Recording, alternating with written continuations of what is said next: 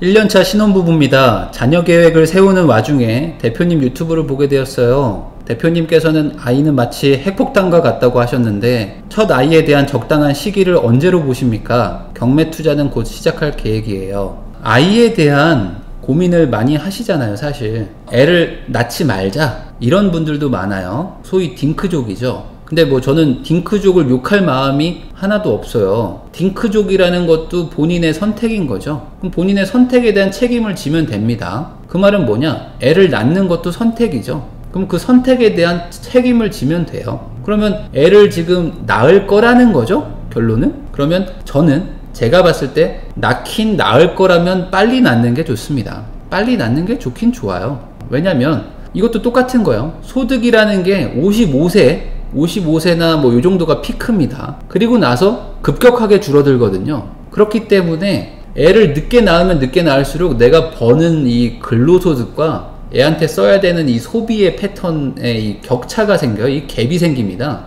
근데 이 갭은 크면 클수록 힘들어져요. 왜냐면 내가 지금부터 10년간 악착같이 모을 거야. 악착같이 돈을 모아서 부자가 될 거야. 그 다음에 10년 뒤에 애를 낳을 거야 라고 마음을 먹고 막 악착같이 투자하는 분들도 있겠지만 대부분은 애가 없다고 하면 더 소비를 많이 하는 그런 성향을 보여요. 아무래도 저도 결혼하고 애를 낳아보니까 애를 낳으면 무조건 돈이 들어갑니다. 뭐 한 달에 못해도 30-40씩은 깨져요. 뭐 더 깨지면 70에서 100, 200씩도 깨지는 게 아이라는 거예요. 이 경제적으로 보면. 그러면 이 아이를 내가 이 근로소득이 상승하는 이 시기에 가능한 한 같이 키우는 게 투자적인 관점으로 봤을 때는 낫습니다. 그러니까 어차피 낳을 거라면 낳으세요. 빨리 낳는 게 좋고. 그런데 이제 둘째를 낳으면 이 아이라는 거는 너무 이쁘고 좋은데 둘이 되잖아요.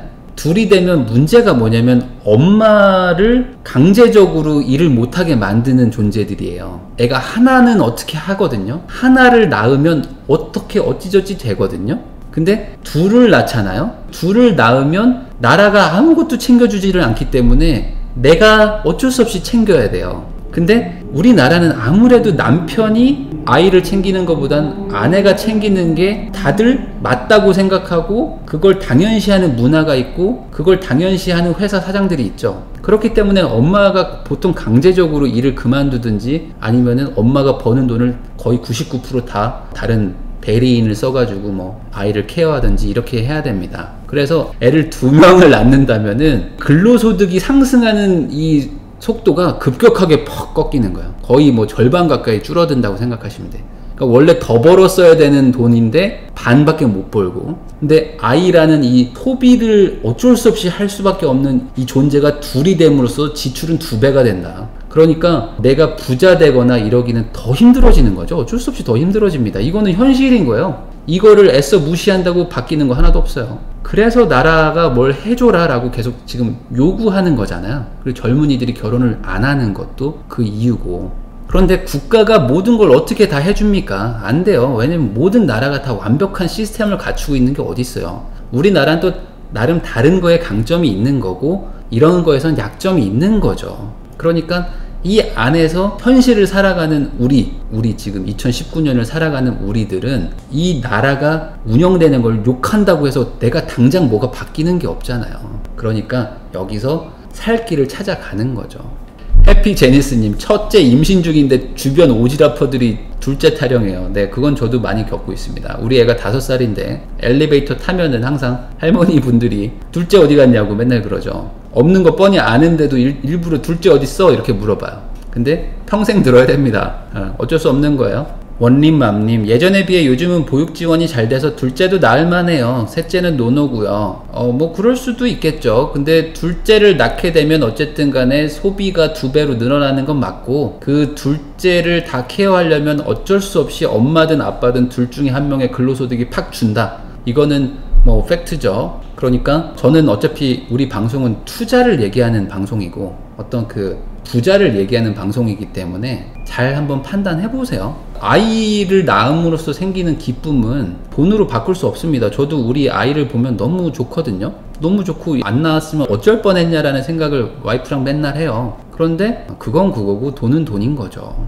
그러니까 이게 분리가 안 되시면 그래도 애는 둘은 낳아야지, 뭐 애는 셋은 낳아야지, 어떻게 애가 외로워서 어떻게 혼자 키워, 그러면서 내가 감당할 수 없는 일을 선택하시는 거예요. 그러면 그거에 대한 책임을 져야 되는데 그 책임을 질 수 있냐 이거죠. 그게 되는 분들은 둘도 낳고 셋도 하는 거예요. 근데 그런 게 안 될 것 같다, 내가 어떤 인생을 바라보는 방향이 있는데 그 방향을 내가 가고 싶다면은, 아까도 말했죠, 뭘 하나 얻을 거면 뭘 하나 잃어야 된다고. 그러니까 아이 셋을 얻고 싶으시면은 이 부자라는 거를 약간 포기하셔야 돼. 어쩔 수 없어요. 약간은 포기하셔야 됩니다. 애가 없었으면 더 부자가 됐을 수도 있겠죠. 당연히 부자가 된다고 해서 더 행복하다는 얘기는 아닙니다. 부자와 행복은 또 별로 상관이 없어요. 아이 3명 있고 오손도손 사는 게 부자로 아이 없는 거로 사는 것보다 훨씬 행복할 수도 있습니다. 뭐 저는 그런 얘기를 하는 게 아니에요. 금전적인 얘기를 하는 거지. 저도 아이 너무 좋아요. 저는 무슨 뭐 냉혈한처럼 생각하시면 안 돼.